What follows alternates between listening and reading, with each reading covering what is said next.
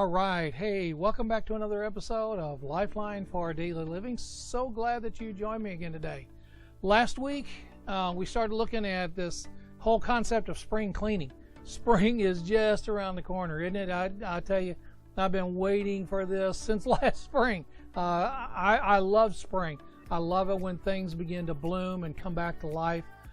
This has been a very difficult winter for so many people in so many different ways, and the coming of spring and things coming back to life, nature coming back to life, it's just a wonderful thing to see. It's my favorite time of the year. Above any other time, I love spring more than any other time during the course of the year. The concept of things coming back to life or rebirth, rebirthing isn't just simply for nature. I think it's for us as well. We started looking at last week things that we can do in spring cleaning for our own lives, for our own selves. We're cleaning out closets, we're dusting things and washing windows and all the things that comes along with spring cleaning. But I think we have to do that with our own lives internally as well, and we looked at some of those things last week. So I want us to continue that this week, and then also we'll conclude it then next week, this whole idea of spring cleaning. Now, I look to Scripture to help us understand these kinds of concepts, and there's two that I want to share with you today, and I'm going to put these up on the screen as we start thinking again about spring cleaning. Watch on the screen and just read along with me. Romans 12 verse 2 says, "Do not be conformed any longer to the pattern of this world, but be transformed by the renewing of your mind." There's the spring cleaning. By the renewing of your mind, then you will be able to test and approve what God's will is, His good, pleasing, and perfect will. And then the second scripture that I have in front of you is 2 Corinthians chapter 10, verse 5. Paul says, "We demolish arguments and every pretension that sets itself against the knowledge of God, and we take captive every thought to make it obedient to Christ." Those are two passages that are chock full of principles for you and I to learn when we're thinking about this whole concept of spring cleaning. Now, just real briefly, if you haven't watched the last week's podcast, I'd invite you to go back and watch it in its entirety, and it'll make more sense to you as we go today and then also next week. But let me just briefly highlight some points from last week. Number one, as we look at spring cleaning, we looked at redefining our core values. Those 5 things, I hope you've done that, 5 things that are critical to your core values. What is it you believe, and why do you believe it? And then we looked also at integrity, restoring your sense of integrity. And I think integrity and our core values are linked together. They help us define each of those. And then we looked at harmonizing close relationships. That maybe some relationships in your life that have become toxic or negative for you need to be cleared out. And then there's some that you need to renew. Some relationships that you need to renew. Well, this is what this whole series is about, is doing that kind of spring cleaning. Now, I want to pick up and give you 3 more tips today on this internal spring cleaning. This would be number 4, okay, from last week. Number 4, shine up your attitude. Shine up your attitude. Has anybody said you need an attitude adjustment? I know we tell our kids that a lot, don't we? You need an attitude adjustment. Well, what about you? Do you need an attitude adjustment? I mean, there's been a lot of junk go on in the last year or so. With all the stuff with this virus and being socially isolated and socially distancing and the masks and all the stuff that goes along. I mean, this has been one heck of a winter, one heck of a year. It's been a year now. Think about shining up your attitude. Maybe as a result of what's happened over the last, that you've developed a real negative attitude. I mean, a real negative attitude. Check your attitude. Shine it up a little bit. Pay attention to it. Have you become more negative? And you wonder why, watch, you wonder why people around you are negative towards you. Perhaps it's because you're negative yourself. Negativity breeds negativity. And so if I'm negative, if my attitude is a negative attitude from the time I get up to the time I go to bed at night, people around me are going to respond in a negative way. Man, I don't want to be around it. What are you so cranky for? You just look negative at everything. Shine up your attitude. Maybe you need to start looking at things from a different perspective. Paul says, in the passage we just read, Paul says, taking every thought captive. Some of you have said before, and maybe continue to say, I can't help the way I think. Yes, you can. Yes, you can. I can't help my attitude. There's a lot of negative things going on, and yeah. But you can help your negative attitude. You can help that. You can help the way you think and the way you behave. Just shine your attitude. Maybe there needs to be a shift in the way you perceive things. We live our life by how we perceive it. And I mean, all you have to do, maybe you're on social media too much, right? Maybe you're on, and there's negativity on social media, there's negativity on the news, there's negativity, wall-to-wall negativity throughout the day. Negativity is what makes the news. You know that? Negativity is what makes the news. And so if you're listening day after day, hour after hour to all this negativity, yeah, you're gonna be negative. Shine up your attitude. Seek out those things that are good, that are beautiful, that are lovely. Learn to laugh at life. There's a lot of serious things going on. I get that. But if all you do is zero in on all the negative stuff without finding something to be humorous about. Now, I'm not talking about living like pie in the sky with your head in the clouds. I'm not talking about that at all. It's been well known, those who know me well, know that I do stupid stuff. I just, I mess things up when I'm trying to fix them. I mess them up worse when I'm trying to fix them than they were to begin with. Okay, I've learned to laugh at that. My wife and I learned to laugh at that. Learn to laugh at yourself. Don't take life so seriously.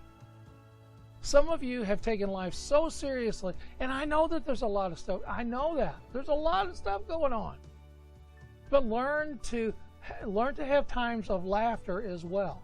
There's a time, Scripture teaches, a time to be mourned and a time to be glad.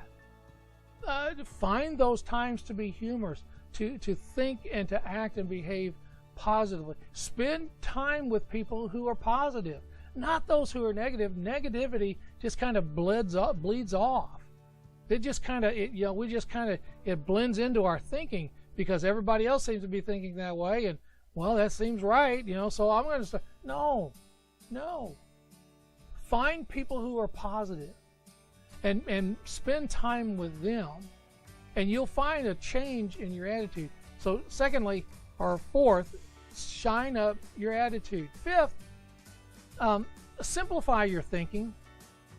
Now, I know that may sound really simplistic, but simplify your thinking. Some of you overthink things, and you overthink things to the point of obsession. Okay? Kind of being real straight with you here. Some of you overthink things to the point of obsession. Sweep out those distractions, those projects, those tasks that absolutely drain your brain energy. As spring gets closer and closer, I've got like a number of projects indoors and a lot more projects outdoors. And if I think about it too much and think about it too hard, think about it too long, I start getting overwhelmed. What are some things that are priority for you? List no more than 3 things a day that are priority for you. Stop overthinking. Simplify your thinking. Throw those things out like you would those things that are not useful anymore. Throw those things out. Start thinking in a simpler manner. Paul talks about taking our thoughts captive. You can do this. Now, a couple things come to mind. You have to be intentional about this. It's not just going to be you can sit in your recliner and it's just going to happen. You have to be intentional about it. You have to want to do that. And it becomes such a habit, this overthinking thing becomes such a habit that's what's become normal. It would seem abnormal for you not to think obsessively about things and not to worry about them. Simplify your thought process. Prioritize the 3 main goals for each day. Just 3, no more than 3. Yeah, but you don't understand. I've got no. No more than 3 per day. And you'll find that you will feel a lot better. You'll have a lot more energy. You'll be a lot more positive to yourself and to people around you. So simplify your thinking. And then number 6, change up your routines. How about that one? Change up your routines. You know, whenever we go from summer to fall, we change up our routines. School's back in session, we change up our routines. And then you know, the holidays come and we change up those routines. And we don't think anything about it. And then when winter comes, we just kind of settle in for the next 3-4 months. We settle into indoor activities versus outdoor activities. You know, because the days are shorter, it's colder, the weather it doesn't do anything for being outside. So we just kind of settle into this sedimentary kind of routine. You know, we get up in the morning and we do this, we do that. And so when springtime comes, we need to change up our routines. Change the way you do things. And I'm not talking about change for change's sake here. I'm talking about real change. Now I like for things to be predictable, right? I just don't like change that much. But I do know that when change comes, it kind of reinvigorates me. It kind of gets me out of those doldrums. It gets me to thinking fresh, new, exciting kinds of things. So when I'm thinking about, you know, transitioning from indoor things to outdoor things, I start getting a little excited about, cutting grass. That's a thing for me. Cutting grass, or planting flowers, landscaping, all that kind of. It just kind of reinvigorate. Change up your routine. For the last several months, particularly the winter, you've just kind of settled into this routine, and that routine has just become, here's the word, wait for it, boring. It's just boring. So what you need to do is, you're working on spring cleaning, is change that routine. Do things differently. Approach things differently. Even just small changes are important. Doesn't have to be big, colossal, life-changing kind of things. Just little bitty things. Maybe instead of going to the gym every day, you start walking around your neighborhood every day. Going to the gym is great, fine and wonderful if that's what you do, but I'm talking about changing your routine. Change your evening routine. Change your weekend routine, whatever that might be. Change those things up, and you will find that it invigorates you. It gives you a fresh outlook on things. Okay, so change up those routines. Let it stretch you a little bit. We're transitioning from indoor activities now, starting to hear about baseball and softball and track and all those kind of things coming back in now, because spring is just, it's here. Okay, so change up your routine. Changing routines every so often, whether it's springtime or not, but changing routines, it just adds life. It adds spice to life. Life ceases to be boring. Okay. Now let me just kind of sum up some things here of what I've talked about today. We're talking about spring cleaning, and you're busy about cleaning under couches and chairs and dusting and washing windows and cleaning out that junk closet. All that. That's great, fine, and wonderful. Please do that. Please do that. But while you're doing that, think about doing that in your own life. While you're cleaning out the closets and sweeping under the furniture and doing those kind of things, think about cleaning your life spiritually, internally. Because, the dust will come back, right? Dust will come back. Things will constantly need cleaning. But internally, those changes, those things that you do to spring clean inside will last for a lifetime, could last for a lifetime. So be about the business, not only of physically doing spring cleaning, but spring cleaning on the inside.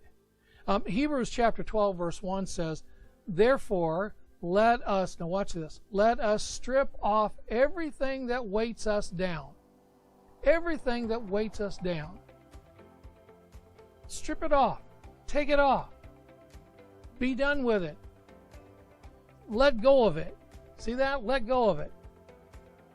And you will find that your life will be more simple.